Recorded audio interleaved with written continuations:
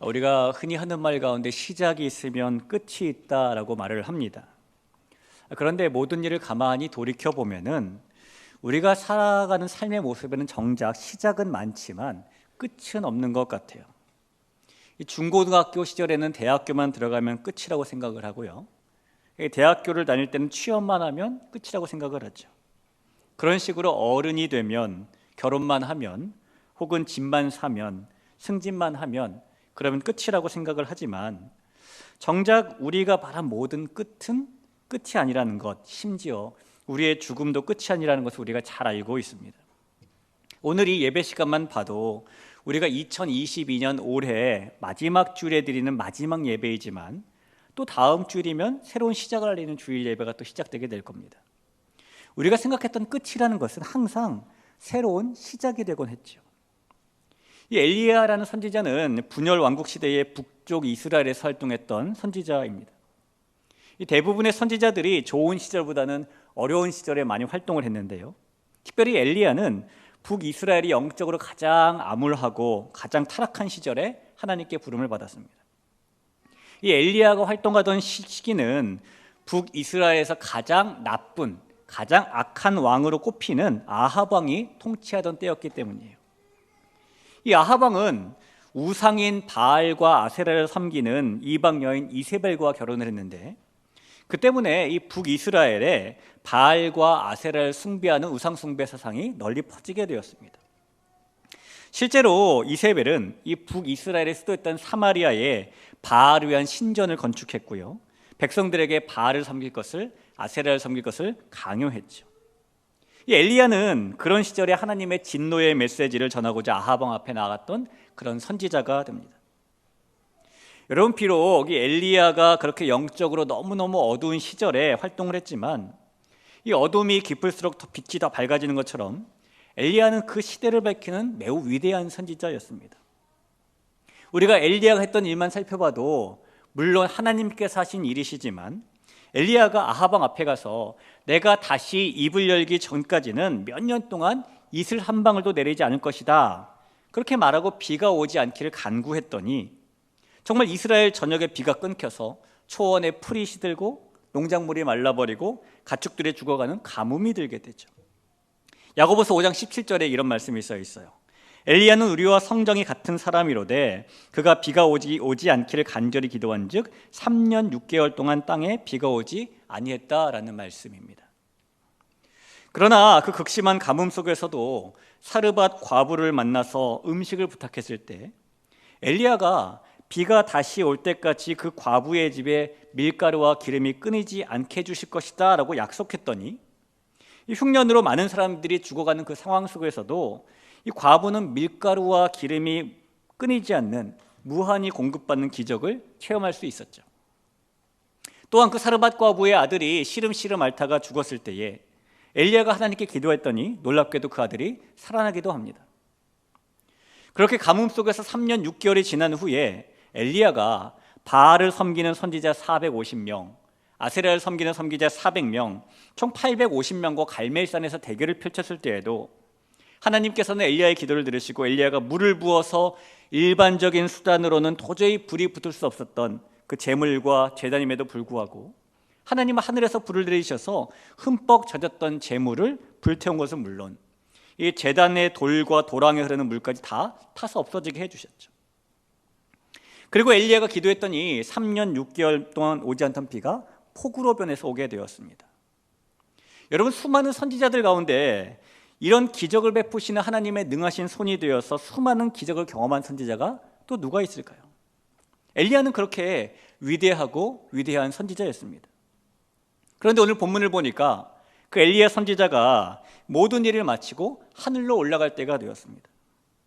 그리고 많은 사람들이 엘리야가 말해주지 않았음에도 불구하고 엘리야는 하늘로 올라갈 거야라는 사실을 잘 알고 있었어요. 오늘 본문 내용을 보면은 엘리야가 하나님의 인도하심으로 먼저 길갈을 떠나서 베델로 가게 되었는데요. 그때 엘리야가 제자인 엘리사에게 나는 베델로 갈 테니 너는 여기 그냥 길갈에 머물러라, 우리 여기서 헤어지자 라고 말을 했지만 엘리사가 엘리야를 따라 동행을 하게 됩니다. 그때 베델에 살던 사람들 엘리사를 만나서 그들이 했던 얘기를 보면 3절에 이렇게 써 있죠. 베델에 있는 선지자의 제자들이 엘리사에게로 나와 그에게 이르되 여호와께서 오늘 당신의 선생을 당신의 머리 위로 데려가실 줄 아시나이까 하니 이르되 나도 또한 아노라 너희는 잠잠하라 하니라라고 말하죠. 이미 베델에 있는 선지자의 제자들은 하나님께서 엘리야를 데려가실 것을 알고 있었다는 겁니다. 이번엔 엘리야가 이 베델을 떠나서 여리고로 가게 되었는데요, 역시 엘리사는 여리고까지 엘리야를 따라가게 됩니다. 그때에 여리고에 있던 사람들이 역시 엘리사에게 말한 장면을 보면 오늘 6절에 여리고에 있는 선지자의 제자들이 엘리사에게 나와 이르되 여호와께서 오늘 당신의 선생을 당신의 머리 위로 데려가실 줄 아시나이까 하니 엘리사가 이르되 나도 아노니 너희는 잠잠하라.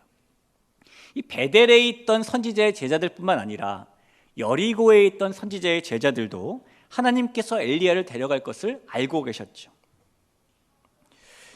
그리고 요단 강가로 이동한 엘리야는 엘리사와 50명의 제자들이 보는 앞에서 회오리 바람으로 하늘로 올라가게 됩니다. 여러분, 이제 알고 있는 대로 눈앞에서 엘리야가 떠나는 것을 본 사람들 이렇게 생각했을 겁니다. 이제 엘리야가 하늘로 갔구나, 이제 엘리야 선지자의 사명은 끝났구나 라고 생각했을 겁니다. 더욱이 그가 요단강을 건넜을 때에 겉옷을 치자울이 쫙 갈라져서 마른 땅을 건너가게 되었는데요, 엘리야가 하늘로 올라간 후에 제자인 엘리사가 돌아오는 길에 엘리야처럼 겉옷으로 탁 쳤더니 물이 또 갈라졌죠. 그 광경을 본 많은 사람들은 야, 이제 엘리야의 시대는 끝났고 엘리사의 시대가 열렸구나라고 생각을 했을 겁니다. 열왕기하 2장 15절에 보니까 이렇게 써 있어요. 맞은편 여리고에 있는 선지자의 제자들이 그를 보며 말하기를, 여기서 말하는 그는 엘리사를 말합니다. 엘리사를 보며 말하기를 엘리야의 성령이 하시는 역사가 엘리사 위에 머물렀다 하고 가서 그에게로 나아가 땅에 엎드려 그에게 경배하고 라고 말하죠. 지금 엘리사에게 모든 이제 관심이 집중되게 되었습니다. 엘리야는 이미 잊혀진 사람이 되어버리는 겁니다. 물론 엘리사는 스승인 엘리야의 뒤를 이어서 위대한 선지자로 쓰임 받았어요.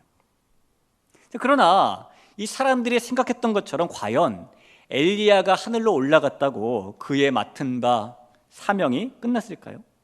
그렇지 않습니다.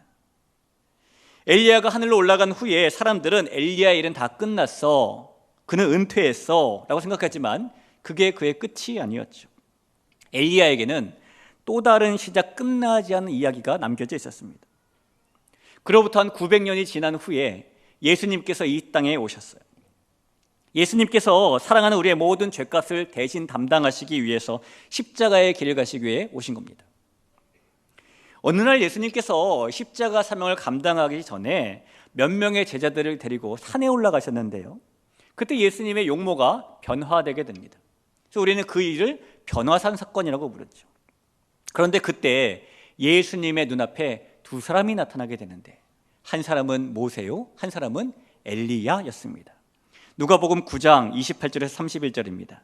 이 말씀을 하신 후 8일쯤 되어 예수께서 베드로와 요한과 야고보를 데리고 기도하러 산에 올라가사 기도하실 때에 용모가 변화되고 그 옷이 휘어져 광채가 나더라. 문득 두 사람이 예수와 함께 말하니 이는 모세와 엘리야라. 영광 중에 나타나서 장차 예수께서 예루살렘에서 별세할 것을 말할세라고 말을 하죠. 예수님께서 변화산에 올라가셨을 때에 거기 엘리야가 나타났대요. 여러분, 많은 사람들은 엘리야의 일이 이 회오리 바람을 타고 올라갔을 때 끝났다고 생각을 했습니다. 900년 동안 많은 사람들은 엘리야의 일이 또다시 시작될 거라고 생각하지 않았어요. 그러나 900년이 지난 후에 이 변화산 위에 엘리야가 나타나게 된 것을 그들이 알 리가 없었겠죠. 예수님의 이 십자가 사역, 예수님의 별세에 대해서 엘리야가 함께 의논했다라고 누가복음 말하는데요, 실제로 이 변화산 사건 이후에 예수님께서 내려오셔서 예루살렘으로 가시게 됩니다. 그리고 누가복음 이 9장 이후부터 마지막 장까지는 예수님께서 예루살렘으로 가시는 여정 가운데 있었던 사건을 다루고 있죠.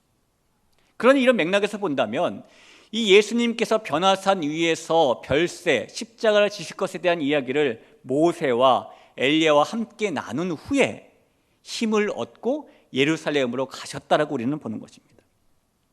여러분, 그렇다면 900년이 지난 후 엘리야가 가지고 있었던 남은 일은 무엇이었을까요?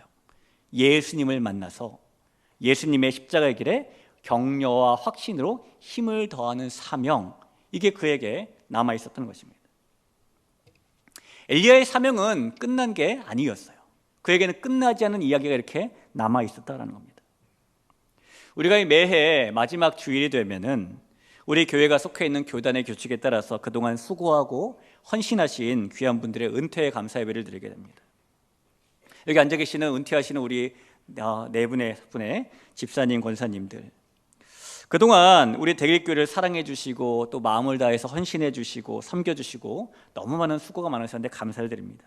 그런데요, 은퇴라는 말은 우리가 쓰는 말이지 하나님이 쓰시는 말은 아니에요.